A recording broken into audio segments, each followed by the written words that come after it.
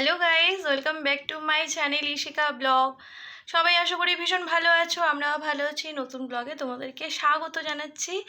তো আজকে হচ্ছে সানডে, আর এখন কিন্তু অনেকটা বেলা হয়ে গেছে। আমি এখন লাঞ্চ করতে যাব। তো ভাবলাম ব্লগটা শুরু করি, কারণ আজকে একটা স্পেশাল ডে, আজকে আমার বার্থডে। তো সেই জন্য ভাবলাম যে ব্লগটা এখন থেকেই শুরু করি। আমি স্নান টান করে এই দেখো ড্রেস পরে নিয়েছি। এই যে এই কুর্তিটা আমাকে শাশুড়ি মা দিয়েছে বার্থডের জন্য। তো এটা একটু ঢিলে আছে, ফিটিংস করাতে পারে একটু। তো ফিটিংস করেছিলাম কিন্তু ঠিকঠাক পুরো হয়নি। তো এটাকে ফিটিংস করব, তো আমি তাই জন্য আজকে এইটাই পরে ফেললাম। এটাই পরে এখন আমি লাঞ্চ করব। আজকে সমস্ত লাঞ্চের আয়োজন সব করেছে হচ্ছে আমার বর আর শাশুড়ি মা, দুজন মিলে করেছে। রান্নাঘরে আমাকে ঢুকতেও দেয়নি, সমস্তটা নিজেরাই করেছে। তো কি কি করেছে সেটা তোমার সাথে শেয়ার করবো। আর ওই দেখো আমার গুরুদেবের পুজো হয়ে গেছে। আজকে বিভৎস পরিমাণে গরম, বন্ধুরা, বিভৎস। দেখতেই পাচ্ছ আমি কেমন করে ঘামছি, ফ্যানটা বন্ধ করেছি তোমাদের সাথে কথা বলছি বলে। প্রচণ্ড পরিমাণে গরম লাগছে, প্রচণ্ড। এত গরম না, মানে থাকাই যাচ্ছে না। ওপরে ঘর তো আরও বেশি গরম লাগছে। মানে আমি এত গরমের মধ্যে জন্মেছি, ভাবতেই পারছি না যে এত গরমের মধ্যে আমি জন্মেছি।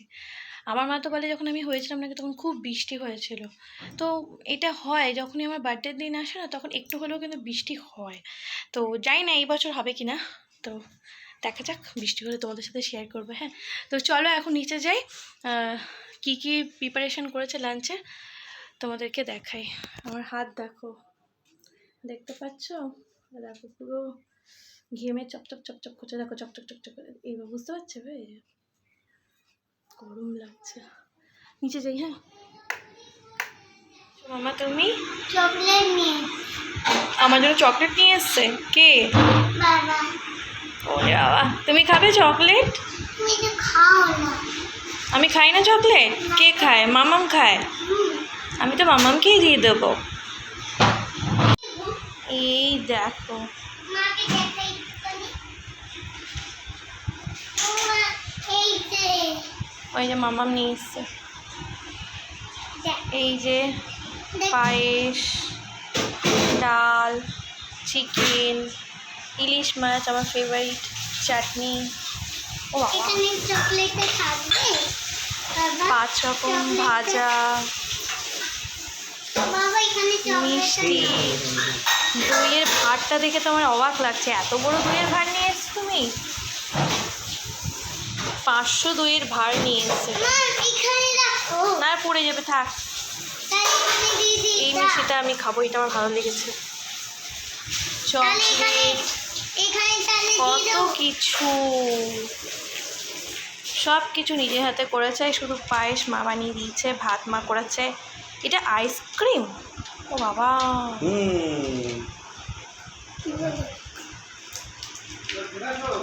আইসক্রিমটা আমারও পছন্দ। তোমার জন্য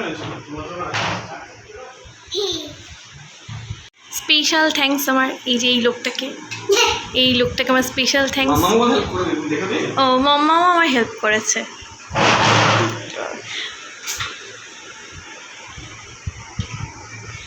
আইসক্রিমটা খাবে ও, বাকি আর কিছু খাবে না। তুমি খাবে না। চকলেটগুলো দিয়ে আসো বাবাকে, বলো ফ্রিজে রেখে দিতে। এগুলো একটা আমি এখন খেতে পারবো না, অসম্ভব ব্যাপার। মামাকে দিয়ে দাও, মামাকে দিয়ে দাও, রেখে দাও। চকলেট খাওয়া স্টার্ট। বলে আমি ভাজে না, আমি তো রানি, বলো বলো আমি তো রানি। ভাতে দেবো না, শুধু ভাত আর মাংস দাও, কিছু হবে না। কি দেবো বল? মাছ দিই। সেটাই বলছি, কত ভাজাভুজি রয়েছে। এবার লেবুটা দিতে তো ভুলে গেছিলাম। এবার লেবু সমেত একটা ফটো তোলো। লেবুটা এখানে দেওয়া দরকার ছিল। হ্যাঁ, লেবু সমেত একটা ফটো তোলো। খাওয়া দাওয়া কমপ্লিট করে বাকি যে সমস্ত কাজ বাজ ছিল সব শেষ করে দেখো উপরে চলে এসেছি। আমরা সবাই মিলে উপরে বসে আছি এসিটা চালিয়ে, খুব গরম বাইরে। তো বসে বসে আমরা টিভিতে মুভি দেখছিলাম। তোমরা কারা কারা দেখেছো ছোট বউ মুভিটা, বাংলার ছোট বউ মুভিটা, জানিও কমেন্টস করে। তো আমরা সেটাই দেখছিলাম।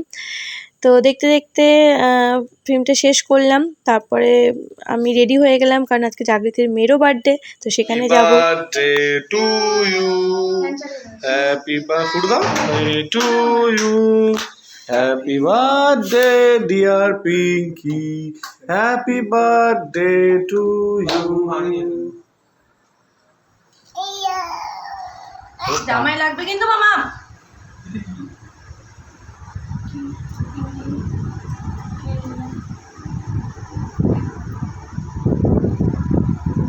আমাদের নিস না।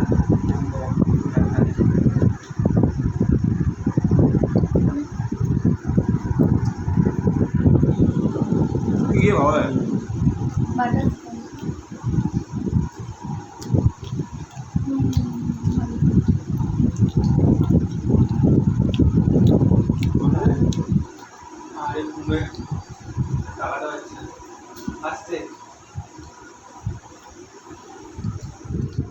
বাড়িতে কেক কাট করলাম, করে আবার বাপের বাড়ি চলে আসলাম, কারণ বোনও কেক নিয়ে এনে রেখেছে।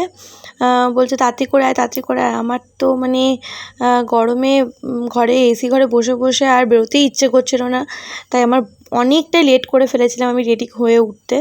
তো তাও বেরোলাম, বেরিয়ে যেতে তো হবেই, যেহেতু সোনামার বার্থডে, তো ওখানে তো যেতেই হবে, না গেলে নয়। তো সেই জন্য রেডি টেডি হয়ে বেরিয়ে তো পড়লাম। তার মধ্যে কি গরম, তাড়াহুড়ো করে আমি আবার বাড়িতে কেক কাটলাম, কেটে আবার বাপের বাড়িতে আসলাম। কেক কাটছি কোনো রকমে, শুধু কেকই কেটেছি, বসতেও সময় পাইনি, কারণ সোনামার বার্থডের জন্য গিফটও আমার কেনা হয়নি, তাই জন্য তার মধ্যে বেজে গেছিলো 9:30 মতো। মাম্মামের জন্য সোনামা বসেছিল যে মাম্মাম আসলেই তাহলে কেক কাটবে, তো সেই জন্য আরও তাড়াহুড়ো করছিলাম। তো কোনো রকমে তাতে করে কেকটা কেটে সোজা চলে এসেছি জাগৃতির বাড়িতে। এই দেখো জাগৃতির বাড়িতে চলে আসলাম।